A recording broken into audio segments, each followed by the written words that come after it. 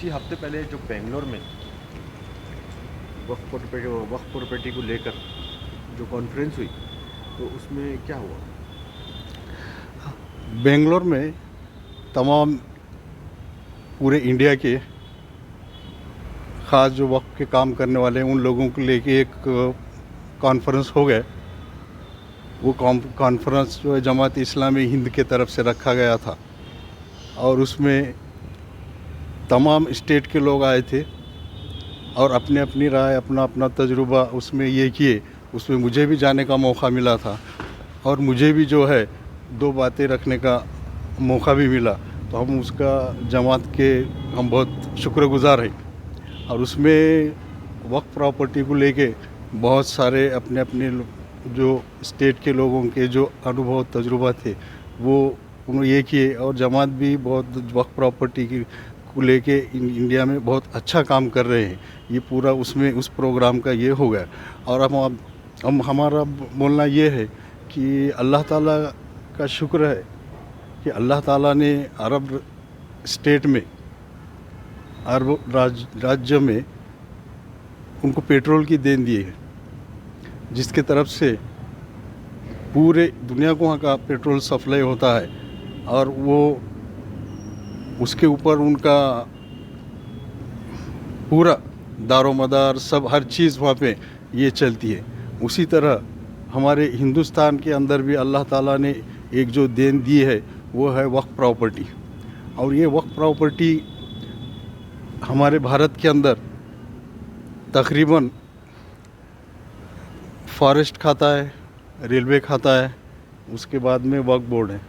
ऐसे तीन खाते, कोई 1 नंबर 2 नंबर 3 नंबर होगा, लेकिन इनके पास जितनी प्रॉपर्टी है वो और किसी इसके पास नहीं है। लेकिन हमारा अब ये ऐसा है कि हमारी जो वक्फ प्रॉपर्टी है वो जो हिंदुस्तान भारत में उसका सही इस्तेमाल नहीं है और हमारे लोगों को भी इसके बारे में जागृत होकर उसका सही अगर इस्तेमाल करेंगे तो काफ़ी लोगों को, लाखों लोगों को उसके तरफ से रोज़गार मिलने वाला है। जो भारत में अपने जो बेकारी वगैरह चल रही है, ये बेकारी भी इसके वजह से कम हो जाएंगी। और दूसरी बात ये भी है कि अब ये हमारा भारत जो है दुनिया का सबसे बड़ा देश हो गया। सबसे बड़ी लोक संख्या हमारे दुनिया में भारत की है। इतने बड़े लोक संख्या के अंदर भी हमको जो अल्लाह ताला ने वक्फ प्रॉपर्टी का ये लेके मौका दिया है कि हम एक नंबर देश के अंदर हम एक अच्छी तादाद में और अच्छा हमको ये दिया है। लेकिन हमारे लोगों का उधर बिल्कुल दिलचस्पी नहीं रहने की वजह से हमारे लोग बहुत पीछे रह गए हैं।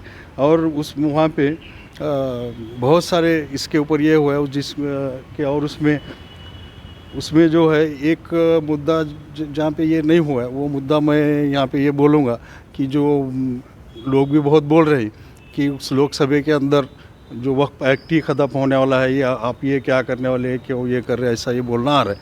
लेकिन ठीक है, ये सरकार है, ये सरकार ने तो अपनी लोकसभा में वो एक ठराव पास की है वक्फ प्रॉपर्टी वक्फ एक्ट ये करने के लिए। अब वो राज्यसभा के अभी अंदर जाएगा, वहाँ भी पास हो सकता है। उसके बाद में हम तो अगर वहाँ भी पास हो गया तो हम तो सुप्रीम कोर्ट जाएंगे। क्यों? तो हम जो है हम आज तक जो है कायदे से लड़ रहे हैं और हमारे को हिंदुस्तान के कायदे के ऊपर पूरा भरोसा है।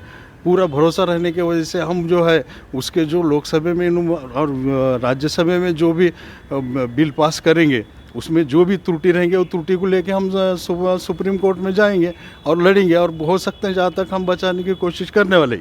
ये तो हमारा पूरा सभी बहुत सारे लोगों का ये तय हो गया हुआ है। और दूसरी बात ये है कि वक्फ एक्ट जब वहाँ पे ख़त्म भी होगा, लेकिन यहाँ ऐसा है कि मराठवाड़ा, कर्नाटक और आंध्रा, इसके अंदर हैदराबाद होने के बाद दोनों में एक करार हो गया था, वो है हैदराबाद इंक्वायरीज एहतियात एक्ट 1952। ये बना, ये एक्ट के हिसाब से जो हमारा मराठवाड़ा, आंध्र प्रदेश और कर्नाटक, ये 3 स्टेट के अंदर बहुत काफ़ी जो जगह है वो जगह का जो एक्ट बना हुआ है, वो एक्ट को कोई भी नहीं ये कर सकता। उस सरकार को भी कैंसिल करने का अधिकार नहीं है।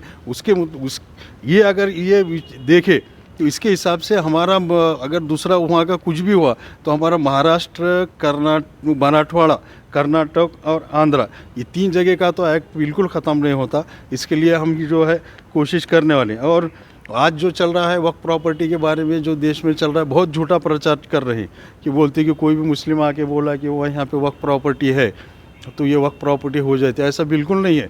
जो कि कोर्ट में जो केसेस कर रहे हैं, कोर्ट जो है जो भी वक्फ के जो ट्रिब्यूनल कोर्ट हैं हर जगह उन्होंने भी बोलते हैं, हर डॉक्यूमेंट मांगते, पूरा जितना भी डॉक्यूमेंट है वहाँ दाखिल करना पड़ता है। डॉक्यूमेंट सही है तो ही कोर्ट वो वक्फ प्रॉपर्टी है ये ऐसा जाहिर करता है। अगर वो डॉक्यूमेंट कुछ भी नहीं है और खाली इसको वक्फ प्रॉपर्टी जाहिर करो तो कोर्ट भी ये करने को तैयार नहीं है। लेकिन ऐसा प्रचार जो है गलत तरीके से प्रचार चल रहा है, तो ये प्रचार के ऊपर भी भरोसा नहीं करना चाहिए।